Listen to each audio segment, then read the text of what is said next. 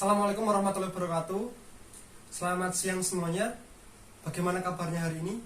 Semoga sehat selalu ya. Nah, di sini kami akan menjelaskan mengenai materi perpajakan untuk kelas 11 semester 2. Sebelumnya, perkenalkan nama saya Sony Sumarsono, NIM K761970 dan teman samping saya. Perkenalkan, nama saya Niovandia Ikana Citaza, NIM K76190052. Ada beberapa materi pokok perpajakan yang akan kita pelajari setelah ini. Yang pertama, kita akan belajar mengenai definisi pajak.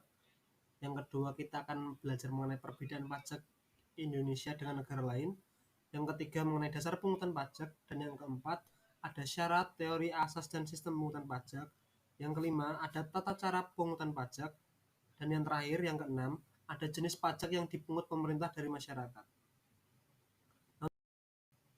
Nah, untuk yang pertama, kita akan membahas mengenai definisi pajak.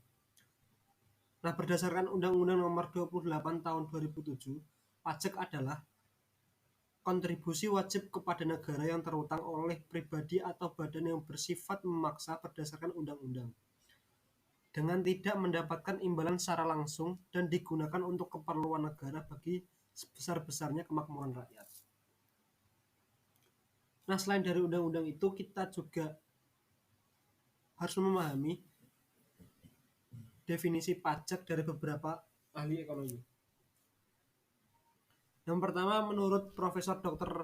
Rohmat Sumitro, pajak adalah peralihan kekayaan dari pihak rakyat kepada kas negara untuk membiayai pengeluaran rutin dan surplusnya digunakan untuk public saving, yang merupakan sumber utama untuk membiayai public investment. Yang selanjutnya, menurut Leroy Beaulieu, pajak adalah bantuan, baik secara langsung maupun tidak langsung, yang dipaksakan oleh kekuasaan dari penduduk atau dari barang untuk menutup belanja.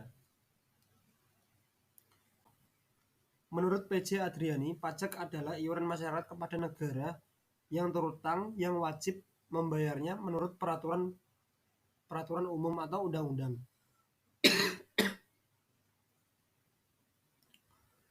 Dengan tidak mendapat prestasi kembali yang langsung dapat ditunjuk dan yang gunanya adalah untuk membiayai pengeluaran umum berhubungan untuk menyelenggarakan pemerintahan. Nah, yang terakhir, menurut Ray M. Sommerfeld, Herself M. Anderson, dan Horace R. Block, pajak adalah suatu peralihan sumber dari sektor swasta ke sektor pemerintah, bukan akibat pelanggaran hukum, namun wajib dilaksanakan, berdasarkan ketentuan-ketentuan yang ditetapkan terlebih dahulu, tanpa mendapat imbalan yang langsung dan proporsional,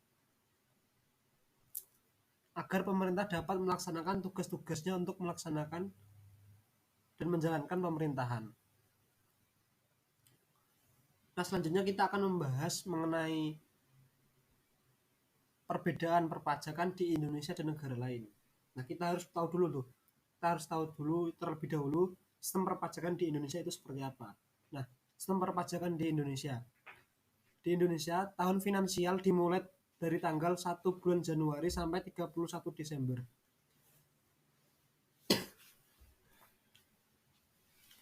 Sistem pajak yang berlaku saat ini adalah sistem pemungutan self-assessment, di mana wajib pajak harus menghitung, membayar, dan melaporkan jumlah pajak yang terutang ke kantor pajak.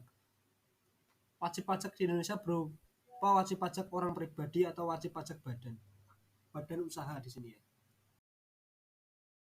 Setelah kita melihat sistem perpajakan di Indonesia, alangkah lebih baiknya kita melihat sistem perpajakan di negara lain. Kita mulai di negara pertama, itu negara Amerika. Nah, kalau di Indonesia itu menentukan tarif pajak berdasarkan peraturan yang diatur dalam Undang-Undang Perpajakan. Nah, sedangkan Amerika penetapan tarif selalu berubah disesuaikan dengan keadaan pasar. Tata cara pembayaran di Indonesia dengan cara melaporkan sendiri pajaknya ke petugas pembayaran pajak. Nah, sebaliknya dengan Amerika Serikat dilakukan oleh fiskus atau petugas pajak. Sistem tax return. Tax return merupakan pengembalian pajak. Indonesia menerapkan sistem tax return dengan cara pengembalian barang publik seperti jalan raya, jembatan, dan lain-lain. Sedangkan di Amerika, pengembalian pajak secara langsung dalam bentuk asuransi pendidikan kepada anak. Nah, setelah kita mengetahui Amerika, kita akan beralih lagi ke negara Singapura, tetangga kita. Nah, sistem perpajakan di negara Singapura. Tarif pajak di Singapura dipatok 18%. Walau tax effort Singapura rendah, namun tax rasionya mencapai 14,3%. Singapura mengikuti peraturan perpajakan berbasis teritorial atau territorial basis of taxation. Dalam kata lain, perusahaan dan individu dikenai pajak yang secara umum berasal dari Singapura. Pendapatan yang berasal dari luar negeri akan dikenakan pajak ketika disetorkan atau diasumsikan telah disetorkan ke Singapura. Yang selanjutnya kita beralih ke negara Australia. Ada banyak jenis pajak di negara Australia. Pemerintah Australia sudah menerapkan self-assessment dalam pemungutan pajak dan pemerintah hanya sekedar mengawasi saja. Dikarenakan sistem yang sudah dibangun secara teratur, maka para wajib pajak kecil kemungkinannya untuk tidak mengemplang atau tidak membayar pajak.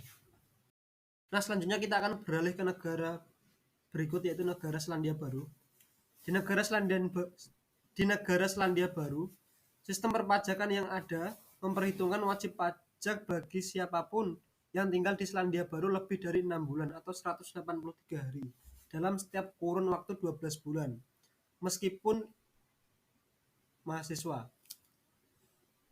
Di Selandia Baru, para majikan akan mengurangi pajak PAYE atau PASYUAM atau bayar sambil jalan dari upah atau gaji yang diterima. Nah, tahun finansial berlangsung dari tanggal April sampai tanggal 31 Maret tahun berikutnya. Pajak dapat dibayar menjelang tanggal Februari atau seorang akuntan atau petugas pajak menolong dengan formulir pajak. Jika kita mempunyai uang di sebuah bank Selandia Baru, bank akan memotong RWT setiap bunga yang kita terima. Bila tidak memberikan nomor IRD kita, RWT akan dipotong sesuai suku pajak NIR deklarasi yang relatif tinggi. Dalam semua harga barang dan jasa Selandia Baru sudah dikenakan tagihan pajak sebesar 15% GST dari harga. Selanjutnya kita akan membahas dasar pemungutan pajak. Nah, falsafah pemungutan pajak. Falsafah pajak di Indonesia tidak boleh bertentangan dari Pancasila dan berstandar pada Pancasila. Yang selanjutnya kita membahas mengenai syarat pemungutan pajak. Nah, syarat-syarat pemungutan pajak yang pertama ada syarat keadilan, yaitu pemungutan pajak harus berlandaskan keadilan dalam peraturan perundang-undangan maupun dalam pelaksanaan pemungutan. Yang kedua ada syarat yuridis, yaitu pemungutan pajak harus didasarkan pada Undang-Undang Dasar 1945 Pasal 2 ayat 1. Syarat ketiga yaitu syarat ekonomis. Pemungutan pajak tidak boleh mengganggu aktivitas perekonomian yang mengakibatkan kelesuan perekonomian masyarakat. Yang keempat, syarat finansial. Pemungutan pajak harus dilakukan dengan efisien dan efektif agar hasil yang diperoleh maksimal. Yang terakhir yaitu syarat sederhana, yaitu sistem pemungutan pajak harus sederhana dan mudah dimengerti. Nah, selanjutnya kita akan membahas mengenai teori yang mendukung pemungutan pajak. Yang pertama ada teori asuransi, yang kedua ada teori kepentingan, yang ketiga ada teori daya pikul. Nah, teori daya pikul ini terdiri dari beberapa unsur, yaitu unsur objektif dan subjektif. Nah, unsur objektif sendiri itu berdasarkan besarnya penghasilan. Kalau unsur subjektif berdasarkan besarnya pengeluaran. Yang keempat ada teori bakti, dan yang kelima ada teori asas daya beli. Nah, itu adalah teori-teori mengenai pemungutan pajak. Dan selanjutnya kita akan membahas mengenai asas pemungutan pajak. Yang pertama ada asas domisili. Negara berhak mengenakan pajak atas seluruh penghasilan wajib pajak yang tinggal di wilayahnya, baik penghasilan yang berasal dari dalam negeri maupun luar negeri. Yang kedua ada asas nasionalitas. pengenaan pajak dihubungkan dengan kebangsaan suatu negara. Nah, yang ketiga ada asas sumber. Nah, negara berhak mengenakan pajak atas penghasilan yang bersumber di wilayahnya tanpa memperhatikan tempat tinggal wajib pajak. Materi terakhir yang kita pelajari hari ini adalah jenis pajak. Jenis pajak yang dipungut pemerintah dari masyarakat. Jenis pajak ini bisa digolongkan menjadi 3 macam, yaitu berdasarkan sifat, objek pajak dan subjek pajak, dan instansi pemungut. Yang pertama ada jenis pajak berdasarkan sifat. Jenis pajak ini ada 2 macam, yaitu pajak langsung dan pajak tidak langsung. Yang pertama, pajak langsung. Pajak yang diberikan secara berkala kepada wajib pajak, berlandaskan surat ketetapan pajak yang terdapat jumlah pajak yang harus dibayar wajib pajak. Pajak langsung harus ditanggung seseorang yang terkena wajib pajak dan tidak dapat dialihkan kepada pihak yang lain. Contohnya ada PBB dan pajak penghasilan. Yang B, pajak tidak langsung. Pajak yang harus dibayar apabila melakukan peristiwa atau perbuatan tertentu, sehingga pajak tidak langsung dipungut secara berkala, tetapi hanya dapat dipungut bila terjadi peristiwa tertentu yang menyebabkan kewajiban membayar pajak.